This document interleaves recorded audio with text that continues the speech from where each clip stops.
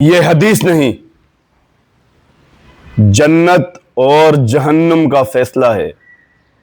جناب حضرت سلمان فارسی سے منقول ہے کہ رسول خدا آقا حضرت محمد مصطفیٰ صلی اللہ علیہ وآلہ وسلم نے فرمایا کہ حسن اور حسین میرے بیٹے ہیں، جس نے ان سے محبت کی اس نے مجھ سے محبت کی، اور جس نے مجھ سے محبت کی اللہ نے اس سے محبت کی،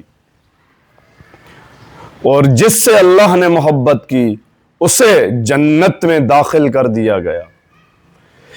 جس نے ان سے بغض رکھا اس نے مجھ سے بغض رکھا، اور جس نے مجھ سے بغض رکھا اللہ نے اس سے بغض رکھا اور اسے جہنم میں ڈال دیا گیا۔ ہائے ہائے، اس کے بعد بھی اس امت نے اس نواسہ رسول کے ساتھ کیا کیا؟ نیزے پہ سر تھا، لبوں پہ قرآن تھا۔ آج 6 محرم میں آج ان خیموں میں العطش العطش العطش کی صدائیں بلند تھیں۔